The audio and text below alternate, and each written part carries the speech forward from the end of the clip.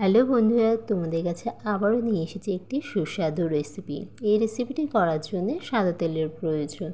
সাদা তেল দিয়ে দিয়েছি কড়াইতে কিছুটা পরিমাণ, তার মধ্যে দুটো মিডিয়াম সাইজে কুচিয়ে রাখা পেঁয়াজ দিয়ে দিলাম।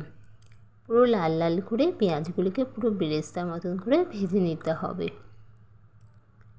এই রেসিপিটি অনেক পুরনো দিনের রেসিপি।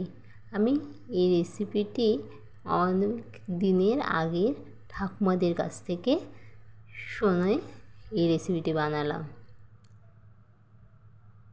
এই যে বেশিক্ষণ লাগে না এই চিকেনটা তৈরি করতে, কিন্তু পেঁয়াজগুলো একটু হাতে টাইম নিয়ে তোমার ভেজে নিতে হবে, লাল লাল করে ভেজে নিতে।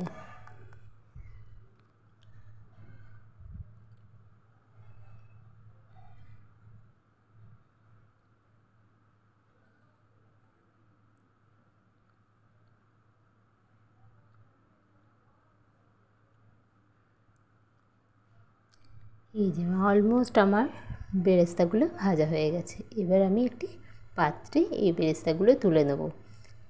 কড়াইতে এক দুটো পেঁয়াজ থাকলে অসুবিধা নেই। আমি একই তেলের মধ্যে আগের থেকে 1 চামচ এমনি ঝাল লঙ্কার গুঁড়ো, 1/2 চামচ কাশ্মীরি লঙ্কা, 1/2 চামচ চিনি এবং 2-3টে কাঁচা লঙ্কা বেটে একটু জল দিয়ে ভিজিয়ে রেখেছিলাম, সেটাই দিয়ে দিলাম কড়াইতে। 2 মিনিটের মতন সেটাকে নাড়িয়ে চাড়িয়ে নিতে হবে।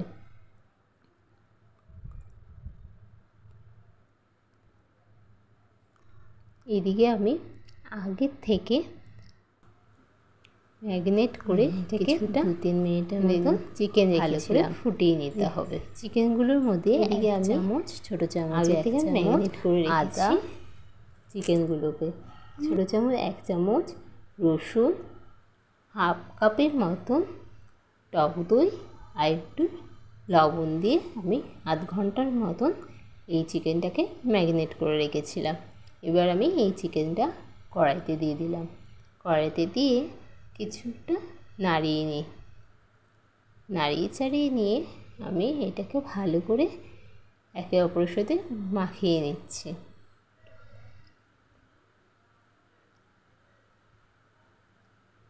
এই রেসিপিটি করার জন্য একটুকু জল দেওয়ার প্রয়োজন নেই।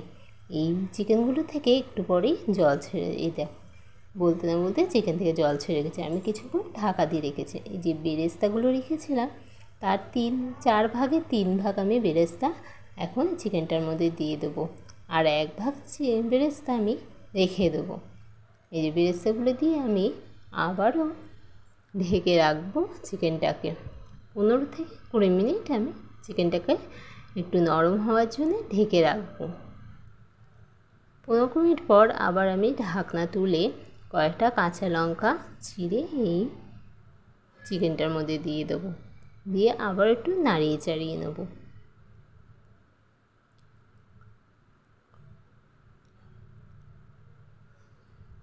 চিকেনটাকে আমি নাড়িয়ে চাড়িয়ে আবারও 10 মিনিটের মতন ঢেকে রাখবো।